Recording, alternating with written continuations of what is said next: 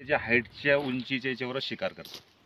2 ते 3 फुटाची उंचीची शिकार करतात. लहान मुलांना सांभाळायचं. बरं सर, पाणी भरणार जे आता जात आहे शेतकरी समजा समजा रात्रीच्या तुम्ही वेळेस, गाणं लावलं समजा तर कदाचित, त्याला बचाव करण्यासाठी काय काय उपाययोजना हा, करावं तर लागेल? त्याच्या उपाययोजना हेच आहे आपल्याला का बाबा आपण वाफाला हे करतो तर चालता फिरता थोडंसं खकारणं किंवा दांगडू करणं, हा हुकल, म्हणजे जेणेकरून त्या माणसाला हे होऊन जाईल, त्या बिबट्याला आभास होईल का कोणीतरी मनुष्य आहे रे. येतोय, तो आपली जागा बचाव चेंज करून टाकतो. तो काही तर कोणी माणसाचा भास होतोय बा.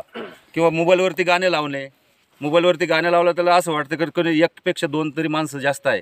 भजन वगैरे कीर्तन लावतात, जसं की 4-5 माणसाचा आवाज येतो ना त्या भजन गाण्यामध्ये, तर असं वाटतं की ते 4-5 माणसं येतो, तो आपली जागा दिशा चेंज करून घेतो. तो तर शक्यतो आपल्या जनावर याच्यावर अटॅक माणसावर करतच नाही तो, कारण तिची शिकार मी तुम्हाला पहिलेच बोललो की ते 2 ते 3 फुटाच्या अंतरावरती तिची शिकार राहते.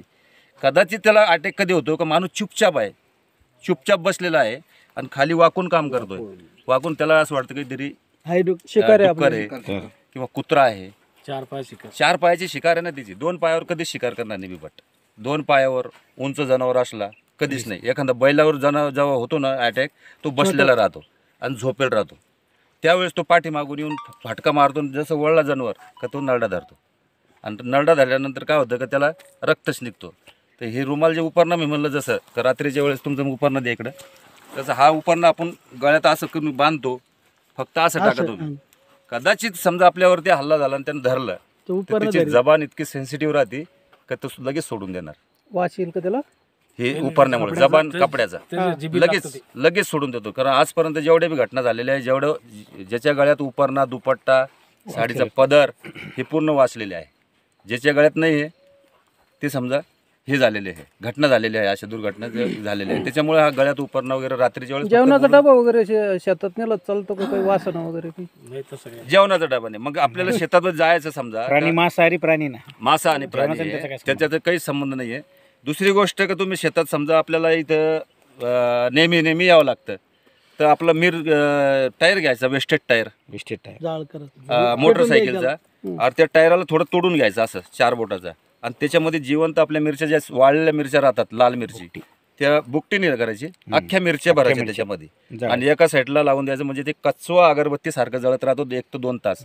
त्याचा ठसका 1 ते 2 किलोमीटरमध्ये पसरतो, आणि त्या पसरल्यामुळे तुमचे रानडुक्कर, हरणी येणं बंद होतात. कारण रानडुक्कर 5 किलोमीटरपासून शोषण क्रिया राहते रानडुकराची. म्हणजे आपण काहीतरी मक्का पेरली, काहीतरी पेरलं समजा, त्या वासाने ते रानडुकरं येतात, आणि रानडुकरामुळे काय होतं, हा पाठीमागं त्यांच्या शिकारीसाठी येतो, खाद्यासाठी. त्यांच्या रानडुक्कर किंवा कुत्रे, भटकी कुत्रे यांच्यासाठी हा शिकारीसाठी येतो, आणि त्याच्यामुळे तो जवळ येतो. आणि माणूस कदाचित कामाला लागला का खाली वाकून आलं की त्यावेळेसच अटॅक होतो.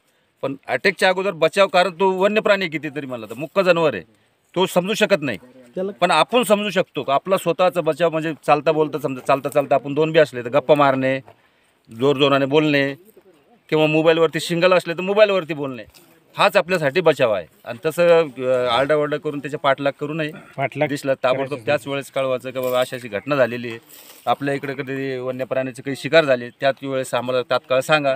त्यावेळेस आपण ट्रॅप कॅमेरे वगैरे काहीतरी असे लावू शकतो.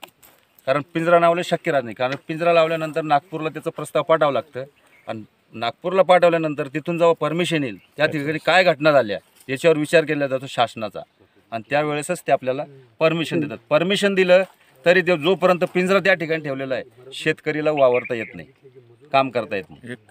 1 किलोमीटरच्या अंतरापर्यंत तिथं मनुष्याला जाता येत नाही. आणि पिंजरा लावला आणि कदाचित त्या ठिकाणी काही घटना झाली, कारण पिंजरा लावताना आम्ही पूर्ण गावात दौंडी वगैरे याच्यामुळे सांगतो का त्या ठिकाणी क्षेत्रामध्ये पिंजरा लावलेला आहे, जाऊ नये, जेणेकरून काही घटना झाली तर शासन जिम्मेदार राहत नाही. त्याच्यासाठी पिंजऱ्याचा आपण हेच नाही विषय करायचा, फक्त आपला बचाव, चालतं पुरतं बोलणं करणे, हेच आपलं. त्याच्यामध्ये अधिक काळ एका जागेवर नाही राहू शकत तो, त्याच्यामुळे चिंता करण्याचं की कारण कारण आपलं एवढं क्षेत्र असं ऊसाचं इथं नाही, कारण तो टाकळी भाग, हातनूर भाग ह्या भागाला जिथं पाण्याचं जास्त क्षेत्र आहे बाजूला, त्या ठिकाणी गावाच्या खाली होती याच्या अगोदर. इथं काही केळीची बाग नाही, इथं काही जास्त ऊस नाही. 3 किलोमीटर में आदमी भी नहीं आ सकते. वही पता है ना. टायर नसतील